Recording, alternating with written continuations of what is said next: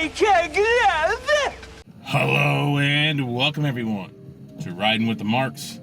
We just got out of Star Wars Rise of the Skywalker. Holy nostalgia, Batman. Surprise comedy hit of 2019. Oh yeah, for all the wrong reasons. We laughed our asses off at this movie.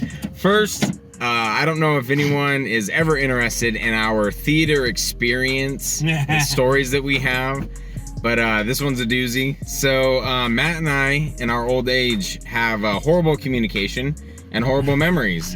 So we purchased tickets, so we thought, for 7:30 showing of Rise of the Skywalker, and we show up, we get our drinks, and we get up to the little part where they're supposed to scan your tickets before you can walk to your theater, and I look at Matt looks at me. I thought you got the tickets. We're like, oh shit. So we have to like walk over to the side and see what's left, because it's obviously the opening weekend, Friday night, and we start scrolling through, and the only thing that are available are the first two rows. So we're like, great. I guess that's what we're gonna try. There were, however, some handicap spots that were available all the way in the back. So I got a limp. So we buy the first two seats right in the middle, first two rows, sit down for a brief second. Okay, we'll see how this works. Nope, not gonna work. We didn't even make it to the previews. We sat down and we're like, nope, screw this. So we go all the way to the back and took up a handicap. Fortunately, we did keep checking, so don't think we're that big of a-holes. We kept checking to make sure no one else decided to try to purchase them. And yeah, well, I think we enjoyed the movie after that. But well, especially the guy next to us. Key thing for Rise of the Skywalker: get high. Yes. And you will enjoy it just as much as the guy next to us. If Matt and I didn't get drug tested at our works, this would be perfect. Swoop by, get some edibles, and go for showing number 2. Holy shit! That guy thought everything was funny. Oh yeah. Hey, look, a porg! Ah! Fucking dude was just dying laughing at everything. So yeah, that's about it for the movie. So, so this is a non-spoiler review. Yeah, I do want to talk about some of the positives that I have personally. The sound. So we went to our typical Dolby Atmos sound theater, and the screen was okay. We were all the way in the last row, not in the second row, which was sweet. But the sound I thought was pretty awesome. There were some moments in there where I was like, hell yeah, this is pretty sweet. You can feel the bass, and I always enjoy aspects of action movies and certain movies that incorporate that. So I enjoyed that part. I thought the action, I was kind of watching this as if the rumors or the speculation are true about possibly J.J. Abrams picking up the next Superman movie. And there were some moments in this that I was like, you know what? I could see this kind of incorporating. He threw in some pretty creative shots. Maybe the scenes were a little wonky, but the shots themselves, the way that the camera was panning, running behind some of the characters, it reminded me a lot of like good handheld action. Maybe some of the tracks and things like that. I enjoyed those aspects. I thought that was pretty cool, and I was like, you know what? I could see for visuals, yeah, that'd be sweet, and maybe a Superman movie. Well, visually, these last 3 Disney Star Wars movies have been pretty solid. The Last Jedi was great. Force Awakens was great. This one, again, it keeps up the visuals. And they're quite stunning. There is, like, if you have epilepsy, you might have an issue. There's a lot of flickering. Yeah. It was like, and that's why we were so glad we moved back, because we were right in front of the screen. Yes. We probably wouldn't be talking to you right now. Yeah, I remember when the latest Incredibles came out, and some parents were complaining about there was no warning. Yeah, there probably should be in this one as well. As right after the movie, Matt and I kind of look at each other, and I'm like, "There's no way I could have sat in the second row. I probably would have had to walk out like that." There was a lot of stuff that it's just a lot of action, a lot of movement, a lot of flickering, and yeah, there's no way. Yeah, it strobed. Yeah, I don't know. It was a lot. Visually, John Williams score, of course. it's solid. Yeah. I mean, that was really well done. Nostalgic. I don't know. Shane and I had a little bit of a disagreement walking out of this for Star Wars fans, because I used to think I was a big Star Wars fan until I actually like saw real Star Wars fans, and I realized like I'm just a casual. Yeah. And I don't even. Oh, I'm definitely a casual. I don't even compare to what these guys know about the extended universe and what the comics were and everything. You know, I'm just a movie guy and stuff. So, but I don't know. Walking out of that, we looked at each other and we're like, man. And Shane looks at me. He's like, man, Star Wars fans might really. And I kind of jumped in. Yeah, I'm like, be disappointed. I'd be upset if I was. Like, he's like, no, I thought it would be. Yeah, I thought they'd like it. I thought they would love it.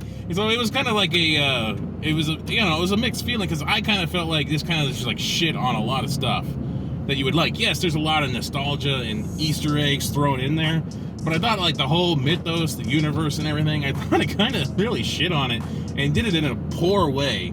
The poor editor, the poor everything, and it's a hack job, and it's just crammed and overstuffed, and it sucks because I haven't even seen really any critic reviews. Usually I'll pan around looking at reviews, and I just didn't even look at them, because this whole argument about Star Wars in general between The Last Jedi and this one, and the course correction, it just feels heavy. like, you know, Disney, they are mortal, and they do the same stupid mistakes that every studio does, and they try to overcorrect from The Last Jedi. Whether that's a good thing or a bad thing, that's just up to you, whether or not you like The Last Jedi or not. That's up to you. But they tried to do such a heavy course correction in one movie, and also have that one movie at the same time. So they're trying to fix all the things from Last Jedi and tell a new story, and it's just a fucking mess. One of the reasons that I feel that Star Wars fans might actually enjoy this movie, and by the way, without ruining it, without spoilers, if you consider yourself a huge Star Wars fan, comment in the video down below. Let us know what you think. But one of the reasons, I have some friends, some acquaintances, some coworkers that consider themselves very hardcore Star Wars fans. One in particular actually named his son Anakin. And he hated The Last Jedi because of what it did to the Skywalker mythos and the previous stories. So what I felt like, and this kind of ties into one of our previous previous YouTube videos, was regarding listening to fans. And I feel like, I feel like this might have been, if you are a hardcore Star Wars fan, this might have been okay in that, oh, yep, they listen to us. Look what they're finally doing. They're fixing everything that happened in The Last Jedi. Kind of similar to, I don't know why I'm making this comparison, but Thor from Ragnarok to then, what was the movie that came after that? Now I'm dying. Dark World to Thor Ragnarok. No, Ragnarok, where he loses his eye. To Infinity War? Infinity War, thank you. Yes, where they just kind of ignored it and said, okay, let's fix everything. Give him back his eye. Yeah, give him back a new weapon. Exactly. There was a lot of that where it was blatantly obvious that that's exactly what they were doing. They even take a little punches at Last Jedi. It was... Yeah, and then it's even the actors were like, what I meant to say. In the previous movie, they probably should have just thrown that line in there. No spoilers really, but there's like one line where they're like, everybody, let's go. And that Rose chick that a lot of people hated in The Last Jedi, they're like, come on. And she's like, no, I really should stay here. And I just looked over saying, translation, nobody liked me in the last movie. Keep her on the planet. Yes. And so if you don't like Rose, this is your movie, because she's barely in it. And when she is, it's glorious. Oh man, there's one part we started dying laughing. Nobody else.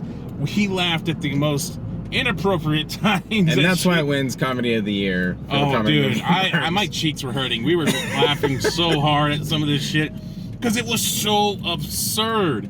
And I remember that there's just one part where they're like, okay, this is what we need to do. And by the way, this is not going to happen. And I'm like, how the f do you know that? I said that and she started dying laughing. It was just like, it was this whole mystery about this whole thing. It was a complete mystery. They barely got a tiny bit of information, and now they knew everything. And it was just so funny. Oh, there's no way they'll be able to do this. How the f do you know? You didn't even know where they were 3 seconds ago. And it was just, Oh man, the absurdity was just at the level 9,000 and more. It was just.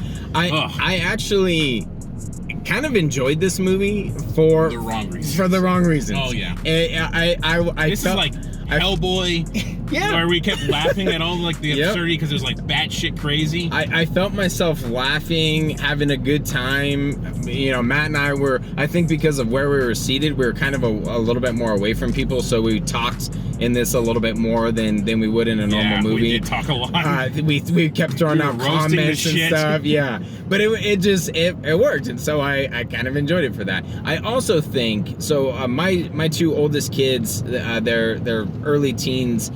I actually think this would be a movie that they could follow along because the plot is so simple. They can follow along no problem and actually understand. I feel like it would be a home run for them. It's got lightsabers. It's got, all the ships, all the action. The score is pretty sweet, and the story is pretty basic. So I feel like go get this. We messed up. Yeah. Go get that. Yep. Damn it, we screwed again. Yeah. So that was one of the things that I thought of. Like, this would probably be an enjoyable movie for them. And I don't know why Chris Terrio is credited as. I mean, I feel so bad for him. So it says story by Chris Terrio and J.J. Abrams, but screenplay was done by 4 separate people: Chris Terrio, J.J. Abrams, and 2 other unknowns. I'm not really sure who they are. I feel like this is more. I don't know what. I didn't see a stamp of. Colin Trevorrow was another one who's originally attached to this, his original concept and everything. So it's weird that he was attached to it somehow. I don't know. I guess maybe he wrote enough to get attached to it. It's just weird, and it's Sounds just familiar. And it's just yeah. This is the Disney's Justice League. Like if you really look at it, but it's like the huge course correction. Aside from shoddy CGI. Yes, no, the CGI was phenomenal. Yeah. And the story wasn't like hacked away from probably the original director's vision, but it was just really hacked because they just had too much in it. Yeah. And they were trying to distance themselves so much from the previous movie that it just doesn't make sense. And it just doesn't fit very well. And it's very similar in that sense. And Chris Terrio was part of it. Yep. So that poor guy. He's had his name stamped on a couple movies that you don't see any of that in there. Like the dialogue was not that exciting. That was horrible. Like I mean, it's just so fast paced. It's just go, and it just makes no sense. And now you're supposed to believe that Finn, Poe, and Rey are the 3 best friends that anyone could have. They're the 3 best friends. Anyway, great menage a trois right there. And then now you're just supposed to believe that, and I don't know where that camaraderie came from. I don't know. I don't know if there's some prequel comic or something that we're supposed to know about, but there is so much that they just throw out there and move on. And there was one part. It's towards the end of the movie that makes you wonder if they are already setting up for what they're going to do in the future. There's just one blatant, obvious line that we're like, okay, and there's actually a couple of those in the movie There's where you're a like, lot of those. of course, let's have the most simplistic dialogue so that everyone catches it. And there's a moment in there where you're like, is that the next Star Wars saga? I guess maybe. Yeah, I don't know. Yeah, no, there's a lot of things that don't make sense. A lot of things. It sucks. It sucks that. The movie sucks. The movie does suck, but it just sucks that I don't know what Disney's going to do with Star Wars. I mean, depends how much this makes and stuff, but it just sucks that this could be like the last Star Wars in like that Skywalker trilogy, or I guess whatever 9-episode thing now it is. It's like this is the last one apparently, and this is how it ends, and in a complete car crash of a movie, and. I don't know. It's unfortunate that that's how it went, and like they might have a bunch of spin-offs now or something like that. But and it seems like they've already identified one. We're assuming they're probably all going to be on Disney Plus. Yeah. It's crazy that that's how it ended. And you could see like you heard about the third act getting chopped up and redone, and you can tell like I got a keen eye now for seeing hack jobs from Justice League, and you can see these moments where like somebody was in a certain spot at one point, and then it quick edits out, and all of a sudden they're in a completely different spot. Oh yeah, the travel in this, I just chalked it up like, oh, it's the Force. And like you could just tell there's chunks missing right there, and like all of a sudden now this person's there, and it doesn't make any sense, and it's just much. It's insane, and I was just like, man, wow, this is it. This is how Star Wars ends, at least the Skywalker saga. And why the f*** it's called Rise of the Skywalker, I have no idea. This movie is going to make you do a lot of YouTube censoring. I guess, yeah, probably. Fuck. Thanks a lot. Now that's one more. Yeah, it's mind-boggling. This is how why wouldn't they try to make it a more A and B direct movie after? I don't know. Yeah. It was crazy. They should have just said, screw it, we're gonna make a part 1, part 2. Yeah, you know, it would have. People probably would have bitched and moaned and everything, like you're just milking the franchise or whatever. But this movie obviously needed another movie. Like we were talking about, like this should have been 2, kinda. Yeah. Like except for the third act. Like this. If you extend Act 3, and you actually fulfill the plots that you laid out through this movie into a second one. Course correct in the first part, sure, fine, whatever, and then after that, go ahead and go into the movie that you needed to make. That's what you had. But instead, they tried to do both, and it just didn't work. Yeah. I looked at my phone. I usually don't look at my phone in a movie. Yeah. Oh, I was counting the timer. Yep. He was yawning like 500 times. A lot of action. Looks beautiful. I pulled my phone out. I'm like, damn, we're only 2 hours in. I put my beanie on my face and just like, I'm gonna relax for a second. So, word of advice: if you go see this movie, you gotta get high. You gotta get high. You gotta get high. Yeah, that would be. But hey, we weren't high, and we enjoyed the crap out of it. We did indeed. The dialogue and just some of the most ridiculous things that they were saying made us laugh. It was just funny as hell. And I wish I could say a lot because we're trying to avoid spoilers and stuff. And there's so much to do. Like, I have a feeling when this movie comes out, we might just instantly do a watch along with this one, so we can sit and roast it. Fun, yeah. Because it's a very fun roastable movie. Like, I think you can have fun, not mean roasting it or anything like it, but just laughing at the absurdity. On it, but yes, just the absurdity of a lot of things that they did in the movie. It's hilarious. So, if you enjoyed the visual aspects of Star Wars, the sound was phenomenal. Score and everything. It's worth, I guess, that much of a theater experience. 2.5 hours. Like I said, he was yawning. Yeah, it felt like it at moments. It was just kind of disappointing. But yet so much action. Much action in the movie, and yet you still kind of like, man, this thing's dragging. This thing is dragging. And that's what they're saying about this non-spoiler review. Yep. So, I guess it's up to you. I'm sure you're going to see it whether you want to see it or not. So, in case I don't see you. Good afternoon, good evening, and good night.